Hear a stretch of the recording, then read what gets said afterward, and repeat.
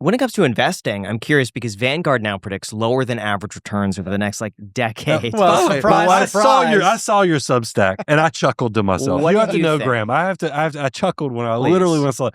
Because every year, and if you go, we could probably go pull the tape because we react to that 2018. every year. Yeah. Vanguard. Well, one of these years, they're going to Every be year, correct. Vanguard tells us, you know what you ought to expect from the market going But forward? it seems about 3.8 to 4%. Yes, They tell you that seems every year. realistic. Every year. Does it not seem That's got to be the somewhat easiest job. realistic? I want that guy's job. I want that guy's job. It's always back coming out of the Great Recession. We saw some really, really good years, 2009, 2010, all the way up to 2012. And then 2013, I think the market made like 32%. And they said it again. All right, market is recovered, poised for below average returns. And they say it over and over and over again. And at that point in time, you would have suggested, man, well, doesn't it look like this? Look at all this stuff going on. Look at what's going. It always, quote unquote, looks like that. And yet it doesn't manifest. Now, could there be a period of underperformance? Yeah. Perhaps, yeah, that could be a thing. But is there something going on right now distinctly that would suggest the next period is going to be underperformance? I don't think so. They literally said 10 years ago that over the next 10 years, you're going to average 4%, 5%. If you look at what the broad markets have done, it smoked it over 17 to 20%. Yeah, the last like it 6 years. smoked it. Every year, there's typically a 14 to 15% intra-year up and down anyway. And then if you think about what we've seen historically, like broad markets like the S&P that we've already had all these conversations on, they typically do what's called a V-shaped recovery. They will either get overpriced really quick or underpriced really quick, and you see snaps. You know, it pops, like we call it the rubber band effect. You know, so that's why if you just dollar cost average, I know it's boring, I know it's not sexy, but if you just consistently buy, you get to capture all that stuff. It's a great volatility protector from yourselves, is just being consistent with your behavior. The difference is like real estate, because I know you have so much background in real estate. It's more of a U-shaped recovery. It's not uncommon that you'll see the real estate market not do V-shaped recoveries. They're much slower moving. And I think that's why sometimes we have trouble, or at least the public does, differentiating that different things act completely different. And that's why when Vanguard tells me 3.8 or 4.8%, I'm always like, that a moment in time. I mean, last April, were we down 20%? I mean, it was, so if you were basing decisions off of that, I think you would drive yourself crazy. But I also think it's like the weatherman, right? If the weatherman predicts a beautiful sunny day and it rains, you get pretty upset. But the weatherman predicts a rainy day and all of a sudden it's shiny, everybody's in a good mood. I think that's what I've Vanguard's doing. often thought. Right. They've had their thumb on the scale, say, we're going to get you 4.8%, and then voila, another year we got 8% or 12% this year. And It's best to set expectations. That's right. Hey! Under promise, over perform. Yeah. Well, speaking of overperformance, what do you think about investing in Pokemon cards? There's a lot of people I watch that do a lot it. of content on that, though, A by lot the of way. people that I don't do it. do it myself, but I've watched all those seasons. I'm fascinated by the collectors. And what's wild is so my brother, he has him and my nephew have kind of gotten into it, and they'll do the thing, do the packs, and he's opened a couple packs that had like some very valuable cards. And he's actually shown me how they have everything like cataloged by like what it is, how much it is, what the RO, and it's wild. Now it's a collectible like anything else. I would not call that investing. That would not be my nomenclature, but it is a collectible that does have the ability to increase in value over time. No different than other types of collectibles that can increase in value over time. I've always wondered. Now, look, I'm putting the disclaimer out there, but it's just like, I'd be curious, and maybe somebody knows this and they put it in the comment section. Like Elvis, now maybe because the new movie came out, it's back, the market's back up or whatever. But I've often wondered, because that audience is aging out. Are his collectibles like still worth as much as they were? Because I Like his often Elvis wonder, memorabilia like, because still valuable? collectibles, I have to believe, is there some ebb and flow There's gotta be a on the nostalgia age of the factor. people? Yeah, Exactly. That's correct. the inefficiency. Well, that's why they're saying taking advantage right of. now the future collectible is going to be Justin Bieber and Taylor Swift. Oh, really? Yeah. Huh. But I would imagine their memorabilia is already It is, but imagine valuable, in right? 30 years Yeah, from now when sure. a lot of those people have a lot of money and maybe they're not performing as much.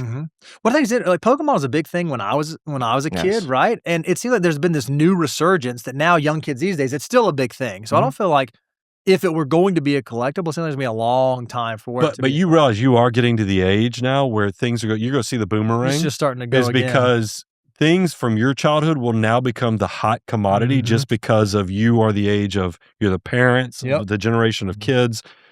Consumption is profitable. So there are people who are out there creating markets to take advantage. You'll see the movies, the music, everything is going to be catering to your group to when they're creating all this this creative content. Let's rock and roll. So what percentage of a portfolio should be allocated to Pokemon cards?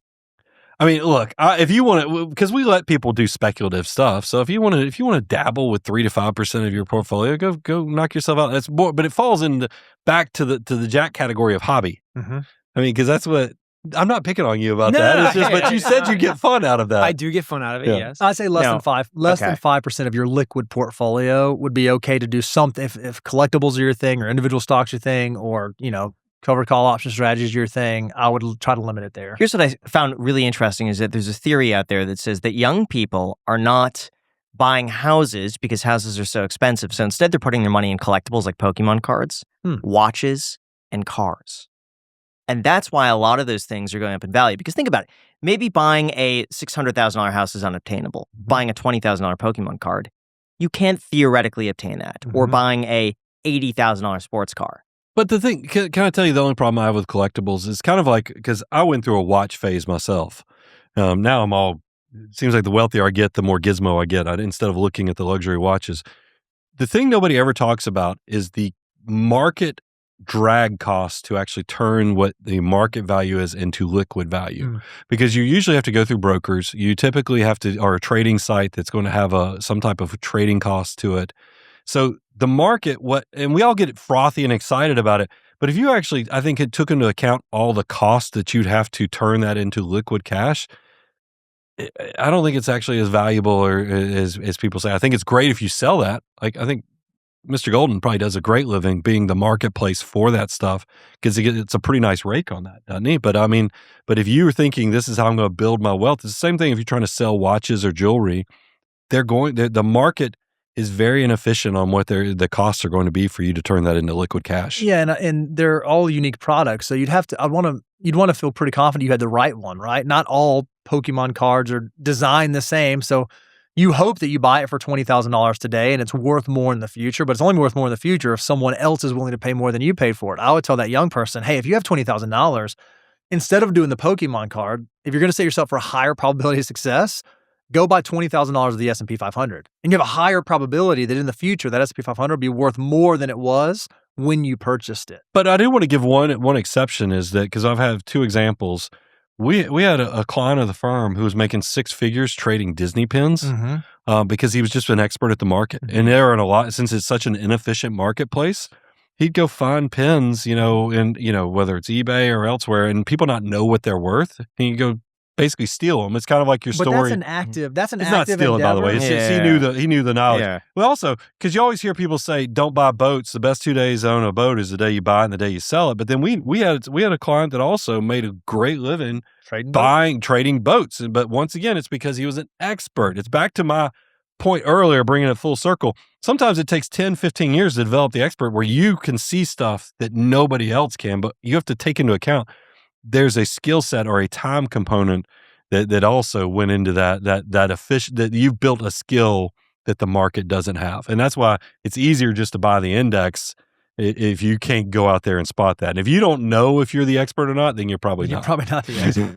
A really scary truth is just how vulnerable your digital life is, and most people have no idea until it's too late, and then they're stuck spending several hours trying to solve a problem that they did not create. So don't be like my roommate Kevin, because I kid you not, his identity got stolen 2 years ago, and guess who's still paying for it?